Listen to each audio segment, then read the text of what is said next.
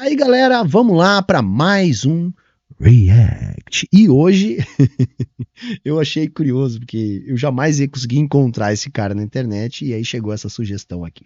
Nós vamos reagir hoje ao pastor Rodrigo Mocelin. É assim mesmo que se pronuncia, chat? Mocelin? É isso? Quando eu vi a face deste pastor, né, eu lembrei que ele é aquele que ficou famoso nas redes sociais com o viral aquele da baleia, né? E da vaca. Então eu conheço esse cara como pastor da baleia. Lembram daquele vídeo lá dele dizendo que a baleia está em extinção porque ela não foi privatizada e que a vaca não está em extinção porque ela foi privatizada. Então esse é o nível da nossa vítima de hoje. E ele fez um vídeo há uns meses atrás, né, em minha homenagem. Sim, quando eu estive lá no Vilela, né, ele pegou aquele trecho que a direita pegou para Cristo. Eu já reagi ao Nando Moura falando desse trecho aqui, né, eu escorreguei lá numa casca de banana que o Vilela mandou. O Vilela tá no papel dele. E aí eu cometi ali uma barrigada, mas não foi nada tão grave quanto a direita diz. Eu já respondi isso, eu acho que a resposta foi a contento lá no vídeo que eu reagi ao Nando Moura, também falando desse trecho aí que o pastor Mocelin aqui vai reagir, tá? Mas ok, eu acho que é uma discussão válida, porque é uma dúvida que muita gente tem, e eu fiquei curioso. O cara botou a minha imagem na thumb, tá reagindo a um vídeo meu, o cara tem um bom engajamento aqui, dialoga com um público diferente do meu. Enfim, eu acho que dá pra gente tirar aí um boldo bom dessa história, né? Vou aproveitar para mais uma vez esclarecer um pouco mais o ponto desse trecho aqui da minha fala lá no Vilela, e vou ver aqui o que o pastor da baleia e da vaca tá dizendo de mim. Então, sem mais enrolação, bora lá pro vídeo. O Vilela, apresentador do Inteligência Limitada, com uma pergunta simples refutou um comunista. E eu vou te explicar de uma maneira simples o que é o comunismo e por que ele não funciona, não funcionou e nunca vai funcionar. E ainda que eu vou falar aqui não ajude a mudar o nosso país, pelo menos vai ajudar a sua família. Um princípio que vai trazer prosperidade pelo menos para a sua família. E também para que você nunca, nem sonho, vote em um esquerdista. Curta, comente, se inscreva e bora para mais um vídeo. Então por isso que eu digo, vai definhar. Se tudo que a gente quer der certo, vai começar a se tornar obsoleto. Mas como que é não ter propriedade? Veja, não é que a gente não possa ter bens de uso pessoal. O que desaparece são os meios de produção privados. Você vai Não, mas ter, você falou da propriedade. Você moraria onde? Não, a sua casa você vai ter. Sua família. Mas é minha? Sim, sim, Ou é tua. do Estado? Não, não tem Estado, não tem Estado. Então, isso ela é sua, é sua. Sua casa, quem garante seu isso? carro. Mas aí que tá, Vilela. Quem é que vai querer pegar a sua casa se todo mundo tem? Porque eu acho que o meu terreno tem uma vista melhor. Sei lá. É aí o meu erro. É eu tentar responder usando a linguagem do Vilela, tá? E a resposta para isso é muito simples, tá? Nós não podemos enxergar, tá, a superação do capitalismo a partir da perspectiva que a gente tem no capitalismo. E a pergunta do Vilela, ela só faz sentido no capitalismo. Ah, e se eu quiser uma casa com uma vista melhor? Entende? Toda a lógica que pauta a sociedade é que nos leva a esse tipo de concepção, de valorar uma casa com vista melhor. Por quê? Porque a distribuição geográfica, né, numa realidade comunista, ela vai ser pautada pela lógica da eficiência e não pela lógica individualista, pela lógica que faz a gente valorar as coisas da maneira que a gente valora no capitalismo. Portanto, a própria organização urbana vai obedecer a outra lógica. Então, essa questão de querer um lugar com uma vista melhor, ela simplesmente não vai existir. Por quê? Porque as pessoas vão morar onde for mais eficiente. Isso vai ser ligado à atividade laboral dessas pessoas. Isso vai ser ligado às demandas da sociedade. Então, os bairros onde as pessoas hão de habitar vão ser organizados a partir da lógica comunista de produção. Ou seja, não vai atender a lógica do capital, vai atender a lógica de produção de coisas necessárias à reprodução da vida material. Então vai ser a nossa demanda social que vai organizar a ocupação urbana. Só que nesse tipo de podcast, gente, assim, primeiro que é muito foda, tá, galera? Porque você vai pra lá sem saber, tá? Sem saber o que você vai ser indagado. Então, basicamente, você tem que saber de tudo. E você, não conseguindo saber de tudo, tudo que você não conseguir resolver ali naquele momento, naquele afã ali, vai ser utilizado contra você. Eu já sei disso, eu já sabia disso naquele dia ali. Mas ali eu escorreguei numa casca de banana. Eu estava tentando convencer o Vilela sem partir para o enfrentamento e partindo dos questionamentos dele. E aí eu errei. Eu não podia ter buscado responder a pergunta da maneira que eu busquei naquele momento. Porque a resposta mais óbvia, sem idealizar o comunismo, seria essa que eu dei para vocês. Olha, nós não sabemos, porque o que vai pautar a organização urbana, o lugar onde a gente vai morar, vai ser algo completamente diferente do que a gente tem hoje. Mas o Vilela não me refutou, não. E nem ele pensou isso, nem ele concluiu isso. Isso foi uma brecha que eles tentaram achar na época, porque na real eu mandei muito bem, vai. Modéstia à parte, mandei muito bem. Sobretudo no outro podcast que eu fui lá no Critiquei. Mas aí eu também fui bem. E isso incomoda a direita. Então eles tinham que encontrar alguma coisa. Mas até foi bom, porque isso engajou. Né? Eu nunca ganhei tantos inscritos quanto naquela época ali, enfim. Então, é bom, a gente aprende também a lidar com essas cascas de banana, porque é isso que eles fazem com a gente nesses podcasts. Por exemplo, eu fui lá no Marinho, no Flow News, e lá eu não caí nessas mesmas. Eu caí numa outra casca de banana, mas como a direita não viu, e nem a esquerda que não gosta de mim não viu, eu não vou falar pra vocês. Se ninguém repercutiu a bobagem que eu falei, deixa a bobagem lá no passado. Mas eu também dei uma espada de bala lá. E é normal, tá, gente? A gente não é infalível aqui. Mas ninguém refutou, não. Essa resposta ela é até bastante óbvia, né? Quando a gente consegue ter um pouco de distanciamento e consegue falar com um pouco mais de calma, tá? Mas vamos ver o resto do vídeo aqui. Sabe? Bom, Entendeu? Tem dois terrenos, mas eu queria a sua. Não é minha, mas o seu terreno é melhor. eu imagino que assim, ó, se uma pessoa tiver essa Entendeu? Porque essa ideia de querer a sua só existe no mundo de hoje. Porque hoje o que a gente quer ou deixa de querer é pautado pela lógica do capitalismo. Então não vai haver esse querer a sua. Tá? É isso que eu devia ter dito pro Vilela ali. Mas eu, na hora, fui pego desprevenido e não raciocinei com calma. Eu admito aqui, o erro é normal, a gente é falível. Tá? Mas a explicação é essa que eu dei, ela é relativamente simples. cabeça, tu pensa assim, vai ser uma pessoa contra todas as outras. Porque uma pessoa que vai estar desestabilizando as coisas. Porque, tipo, você não gosta onde você mora, se muda pra outro lugar. Encontra um lugar que dê pra você morar. Isso aí tá errado. Pede uma troca. O cara não quer trocar, de repente, de lugar comigo, você tem. Isso aí tá errado. Esse foi o erro. Não tem nada a ver com o pede uma troca. Pode acontecer, porque as pessoas é que vão resolver os seus problemas. Mas entende o que vai pautar que as pessoas querem ou não, vai ser completamente diferente do que o que as pessoas querem ou não hoje, tá? Mas é bom, e é por isso também que eu decidi reagir a esse vídeo, mesmo depois de saber que era essa a polêmica, tá? Porque eu acho que nunca é demais a gente voltar nessas questões, porque são dúvidas pertinentes. Como é que vai ser o mundo? Mas esse é o ponto que eu quero aqui reforçar com vocês. Toda vez que a gente tentar idealizar como vai ser o comunismo, nós vamos errar.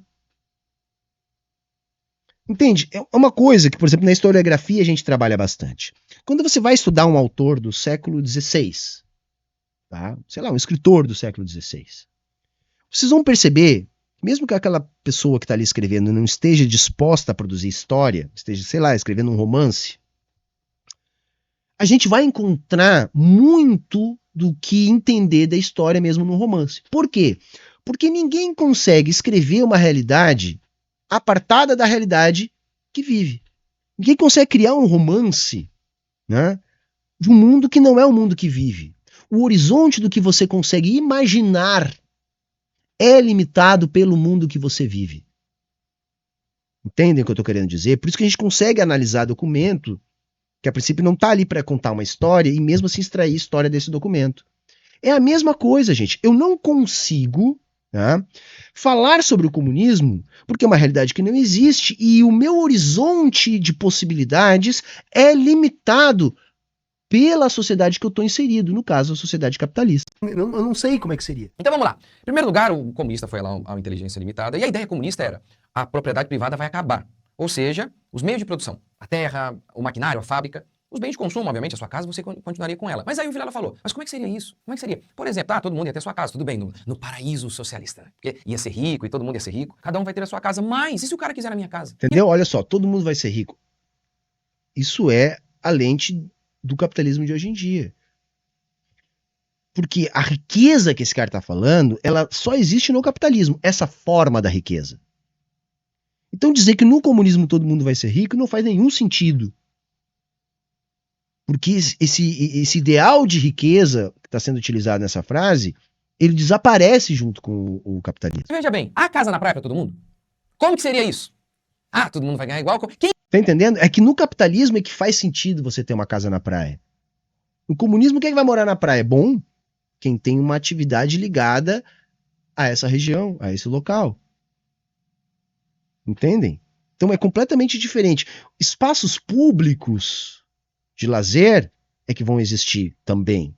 Então, mas vai haver lazer na praia? Eu imagino que é possível que exista, não é isso?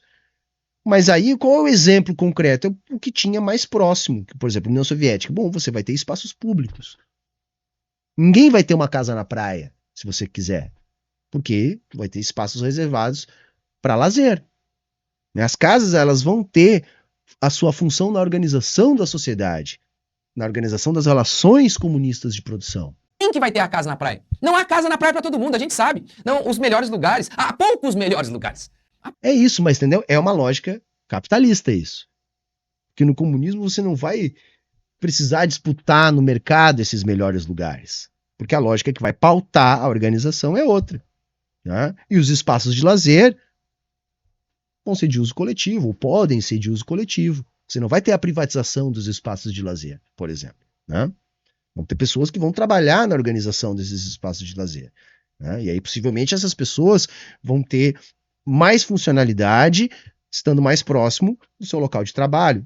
Enfim, eu estou viajando aqui, e é até perigoso o que eu estou fazendo, mas só para vocês entenderem que é uma lógica completamente diferente que deve se estabelecer. Há poucos bons lugares. É a melhor frase assim. Há poucos bons lugares. Como que seria isso? Aí o cara...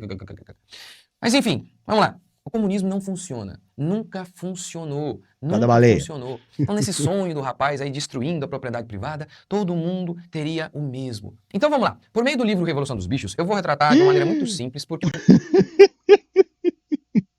Por meio do livro da Revolução dos Bichos. Entendeu? O liberal é isso, entendeu? Não tem ciência na parada. Vamos pegar aqui um romance, né? Escrito por um anticomunista, e vamos fazer de conta que a gente pode usar isso para explicar a realidade. Então eu vou pegar, sei lá, eu gosto mais de, sei lá, Game of Thrones. Vou explicar a realidade a partir de Game of Thrones. Não, eu gosto mais do filme do Sonic. Vou explicar a partir do Sonic. Não, eu gosto mais, sabe? É isso. Eu vou explicar a partir do romance de ficção produzido por um anticomunista, que inclusive teve financiamento da CIA. O comunismo não funciona. E o quanto que é importante entendermos isso. A ideia é o seguinte, é simples assim. Por que não funciona? Porque se você não deixa que as pessoas fiquem com aquilo que elas produzem, isso desestimula as pessoas a produzirem. Bingo, eu concordo, é isso. A luta nossa é essa, para que a gente fique com aquilo que a gente produz. É isso. Só que se a gente ficar com o que a gente produz, acaba o capitalismo. Acabou. Basicamente é isso que a gente quer. Que as pessoas fiquem com o que elas produzem. É só isso que a gente quer. Entendeu? É isso. Entendeu? Comunismo é isso, tá? Você que tá chegando agora no rolê, tá? Você caiu agora nesse vídeo. O que é o comunismo? O comunismo quer que as pessoas fiquem com o produto do seu trabalho. Sabe qual é o modo de produção onde as pessoas não ficam com o produto do seu trabalho? É no capitalismo. Entendeu? É no capitalismo que a gente trabalha, né? E perde parte do produto do nosso trabalho para o capitalista, que se apropria do produto do nosso trabalho por causa das relações capitalistas de produção. Tá? Então, se esse é o motivo, viu, pastor?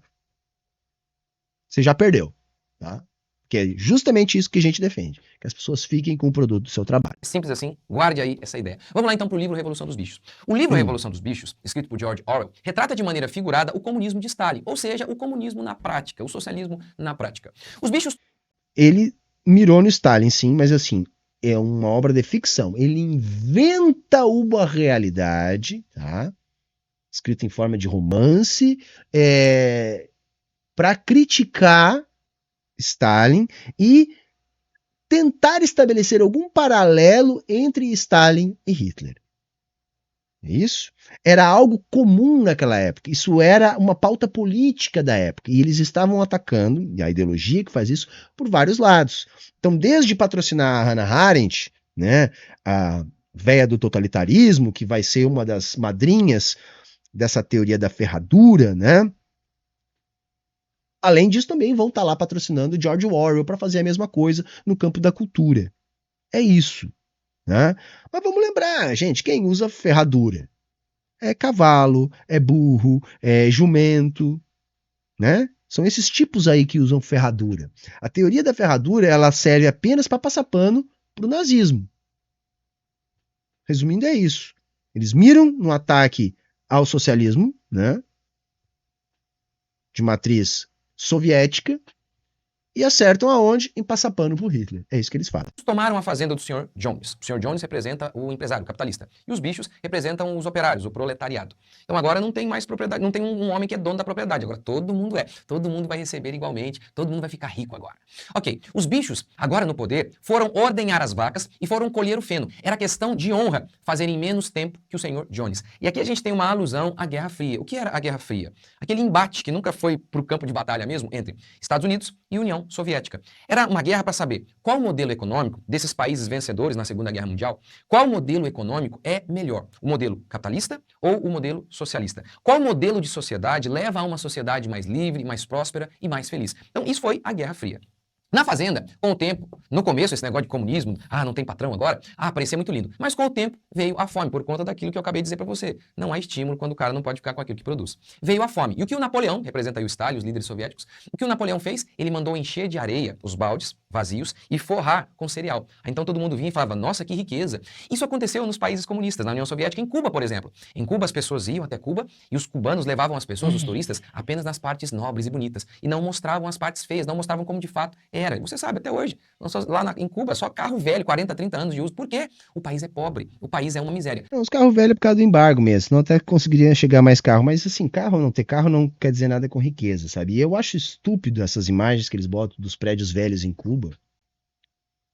Que se você estiver no centro do Rio de Janeiro, tá? E andar 2 quadras para baixo ali, naquela região central ali, você vai ver os mesmos prédios velhos, tá? Com uma diferença. Cheio de gente em situação de rua, cheio de gente passando fome. Cuba você vai ter os prédios velhos. Cuba é um país pobre, tá, gente? Como todos os países que foram colônias e vítimas do imperialismo da América Central, tá? Um agravante que Cuba ainda tem um embargo econômico de décadas, tá? Então é um país pobre. Mas você não vai ver, que nem você vê no Rio de Janeiro ou em qualquer grande cidade capitalista do planeta, gente em situação de rua. Né? E é uma questão de escolha, entendeu? Assim, em Cuba talvez você não tenha tanto acesso a internet banda larga, iPhone, carros modernos, mas todo mundo tem escola, todo mundo tem acesso ao sistema de saúde, a segurança pública é melhor do que em qualquer lugar do mundo capitalista. E você escolhe o que você quer. Você quer um iPhone ou você quer escola de qualidade? Você quer um carro moderno ou você quer educação de qualidade? Né? Você quer internet de banda larga à vontade, universalizada para todo mundo? Ou você quer um sistema de segurança que funciona? Para mim é isso, entendeu? É a mesma coisa a União Soviética. Faliu, ferrou e etc. Poxa, teve lugares do campo soviético que a expectativa de vida caiu 10 anos depois do fim do socialismo. Isso é gente morrendo, tá? Isso é gente morrendo. Nós já reagimos aqui, aquela moça russa lá, entrevistando as senhorinhas e os senhorzinhos lá que viveram na União Soviética. É até sem graça de assistir o vídeo. Tanto de boas memórias produzidas. E se vocês não quiserem ficar na referência anedótica, tem muita pesquisa mostrando que a maior parte da população russa que viveu o socialismo tem saudade do socialismo, tem uma boa memória do socialismo. Então a gente tem que separar o que é a propaganda, o que é a ficção do George Orwell, o que é a propaganda imperialista da Guerra Fria, do que foi a realidade. Tá? Todo socialismo é defeituoso. Todos os defeitos do socialismo são defeitos do capitalismo. O socialismo nasce do capitalismo, nasce das relações capitalistas de produção. Então ele vai carregar consigo muito dos defeitos do capitalismo durante muito tempo. Tá? Então assim... Mas é bom esse tipo de papo porque ajuda a desmistificar muita coisa, porque a galera quer muito respostas, a galera que está chegando no movimento é muito sedenta por respostas, né? Então é importante que a gente faça esse debate. Na União Soviética também é a mesma coisa, no Brasil é a mesma coisa. Os comunistas só são prósperos quando eles mentem, ou então quando eles herdam um governo rico de outros. Isso aconteceu então em todos os países socialistas. Perda de produtividade. É tão interessante porque o cara falou aí, todo mundo vai ter a sua casa. Na União Soviética, a pobreza era tão grande que o governo... Houve uma puta revolução em termos de produtividade, gente, na União Soviética, sabe? É clichê, mas eu acho que é uma frase que ajuda a explicar a essência da coisa. A Rússia saiu do arado para o satélite. Né?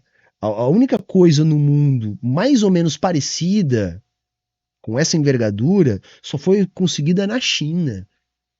Não casualmente, ambas experiências socialistas.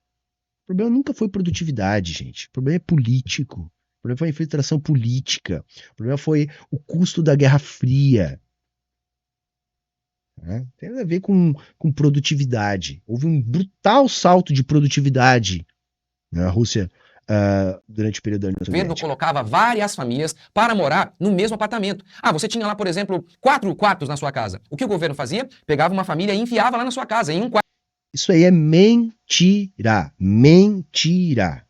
Tá? Mentira. Tá? Vocês podem olhar aqui o vídeo que eu fiz lá dos russos falando da época da União Soviética. Não era assim. Não era assim. Geral tinha casa para morar. Isso não era um problema. Tá? Vai ter algumas regiões da União Soviética, tá? Que eles vão ter alguma dificuldade em alguns momentos, tá? Para consumo corrente. Tá? Então, às vezes, alguns gêneros alimentícios podiam ser mais escassos. E vejam, isso nunca aconteceu de maneira generalizada na União Soviética, mas pontualmente em alguns lugares sim. Tá? Mas em outros, não. Nunca faltou casa. Tá? As pessoas, inclusive, comentam: se você trabalhava na fábrica de carro, você tinha direito a um carro. Todo mundo tinha direito a era tudo muito barato. O custo era medido em trabalho, você recebia de acordo com o seu trabalho. E o que você recebia pelo seu trabalho era mais que suficiente para você ter acesso àquilo que a economia soviética conseguia produzir. Esse papo de que faltava casa, que as pessoas eram todas misturadas, isso é rigorosamente, deslavadamente mentira. Quarto. E aí, cada família ficava em um quarto e as áreas, como por exemplo o banheiro, a cozinha, se tornavam áreas comuns. E por que tanta pobreza? A gente sabe, mais de 100 milhões de pessoas morreram nos países comunistas. Isso também é mente. 100 milhões de pessoas, gente. 100 milhões de pessoas. Não dá para chutar número assim. Vamos pegar, tipo assim, a população da União Soviética. Olha o crescimento da população que teve. Isso é uma fantasia. E se a gente parar a pensar, tá? Sequer faz sentido esse número. Tá? Sequer faz sentido esse número. Se a pessoa cruzasse a fronteira e saísse, era dada como morta. Depois, se voltasse, ela renascia. Tá? Nem mesmo durante a fome dos anos 30, a gente vai ter números perto disso, gente. Perto disso. A gente sabe, houve sim uma fome dos anos 30, não só dentro da União Soviética, mas Cazaquistão e outros povos ali daquela região. Né?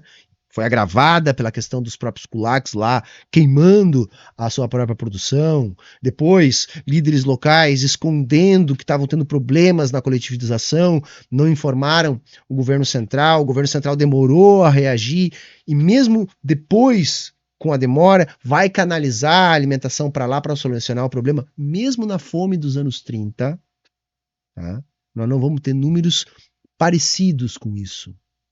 Os números mais honestos, tá? Que todos são muito difíceis, vão falar ali de 5 milhões, 6 milhões. Tá? No máximo 15 milhões, e esses números já são anabolizados, mas 100 milhões. Tá?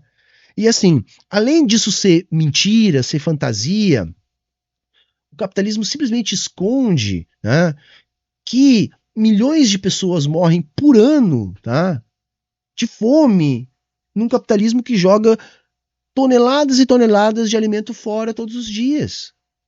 Se a gente pegar o genocídio na Índia, no Congo belga, o flagelo da escravização de africanos durante centenas de anos, a expansão para o oeste nos Estados Unidos e o holocausto indígena, enfim, o que mais tem são exemplos do capitalismo ou da formatação do capitalismo que a gente vai encontrar milhões de mortos. Tá? Mas eles simplesmente jogam com esses números, tá? E a maior parte desses números bizarramente absurdos e totalmente deslocados da realidade vem lá do tal do Livro Negro do Comunismo, que é um livro de propaganda, não é um livro científico, não é historiografia. É um livro de propaganda anticomunista. Né? E aí ficou assim, porra, o cara se diz pastor, tá aqui, nome do cara, Rodrigo Mocelin, ele tá precedido, né, ali da alcunha pastor. Saca? Aí assim, o cara tá falando de fé, o cara tá evangelizando, não, o cara tá repetindo a mais chula propaganda anticomunista. Ou seja, tá instrumentalizando a fé das pessoas para fazer um uso exclusivamente político, para defender determinado projeto político. Né? Então, se você caiu agora aqui de paraquedas, gente, fuja desse tipo de pastor, porque você é picareta. Entendeu? Ele não está aqui evangelizando, não, ele está mentindo sobre um assunto que ele desconhece para defender determinada posição política. É isso que ele está fazendo aqui pra gente. As pessoas pensam que essas pessoas, a maioria delas morreram nos paredões. Muita gente morreu assim, porque em país comunista, você sabe, não tem liberdade de expressão, não. Basta dar uma olhadinha aqui no nosso país. Mas a maioria não morreu assim, a maioria morreu Como é que é? País comunista não tem liberdade de expressão. Basta dar uma olhadinha pro nosso país. Então nós fizemos uma revolução, camaradas. Eu não sabia, eu perdi a revolução. Eu perdi, galera. Caralho! Nós estamos na ditadura do proletariado, é tudo nosso. E eu perdi, cacete. Quando é que foi aí que eu perdi? Eu perdi a revolução, cara. Vencemos, porra! Como é que nós vencemos? Ninguém me avisou, eu tava dormindo, não é possível. O Brasil é comunista, é isso. O Brasil é comunista, entendeu? fome. Não há produtividade em país comunista. E por quê? A ideia de que você não vai ficar com aquilo. Não há país comunista. Mas tudo bem, pro bem do argumento a gente pode falar. Ele está se referindo ao socialismo, né? E, assim, não há produtividade, entendeu? Só esqueceu de combinar com a China. Ele só tá esquecendo de combinar com a China, que tá o mundo inteiro correndo atrás da China agora, entendeu? Só esqueceram de combinar com a China. Não há produtividade, entendeu? Não há. É uma ilusão. Aquilo que você produz, essa ideia de repartir igualmente pelo governo, leva à lei do menor esforço. Vamos explicar de maneira bem simples. Imagine o seguinte, todos recebem 100 sacos de trigo como salário por mês. 100 sacos. O João produz 200, mas está recebendo 100. O Felipe produz só 15, 50 e está recebendo 100. Gente, rapidamente todo mundo nota, é melhor negócio não pôr muito esforço, afinal de contas, vamos receber os mesmos. Tá tudo errado. Primeiro que é aquela coisa, é sempre inventando uma parábola absurda para explicar alguma coisa que eles não conseguem explicar a partir da realidade, tá? Mas o primeiro ponto eu já expliquei para vocês. No socialismo, a nossa ideia é que as pessoas recebam o produto do seu trabalho. Então, só aí já termina com esse discurso imbecil dele aí. Tá? E segundo, tá? Imaginando uma superação desse estágio aí, né, de desenvolvimento e transição para o comunismo, nós temos que entender o seguinte, é aquilo que eu falei lá no início do vídeo, o que vai pautar a nossa vida, os nossos valores, a nossa cultura, a superestrutura da sociedade, não vai ser mais essa lógica individualista que mata o indivíduo. Não, vai ser uma lógica como outras que nós já tivemos durante milhares de anos, uma lógica colaboracionista. Então a questão é a seguinte, se a gente começa a não dar conta de produzir o que a gente precisa, a gente vai produzir mais. Porque hoje o que pauta a nossa produção não é produzir o que a gente precisa, é ficar rico. Porque ficar rico vai nos dar poder político. vai nos tornar pessoas melhores, mais bem aceitas, mais moralmente importantes aos olhos dos outros.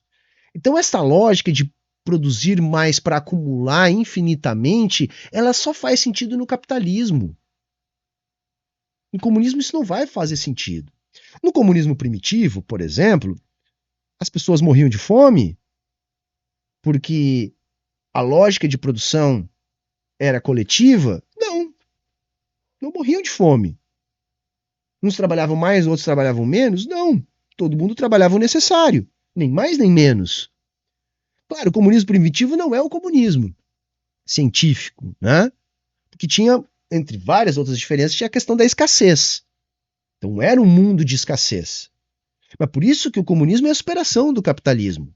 O desenvolvimento das forças produtivas é parte necessária para a superação do capitalismo. Para quê? Para acabar com o problema da escassez. Hoje a escassez ela é artificial.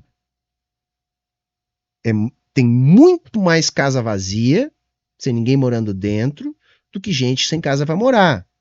Tem muito mais comida sendo jogada fora todo dia do que gente precisando de comida para comer porque não tem o que comer. Então, na verdade, o problema não está mais na produção. Não está mais na escassez. As forças produtivas já avançaram a ponto de não haver mais problema da escassez. Hoje a escassez ela é artificialmente mantida para manter a lógica capitalista de produção. Então esse papo dele aí, primeiro que é sempre a mesma história. Tu tem que inventar uma bobagem tirada do seu cu, que você não consegue explicar a partir da realidade.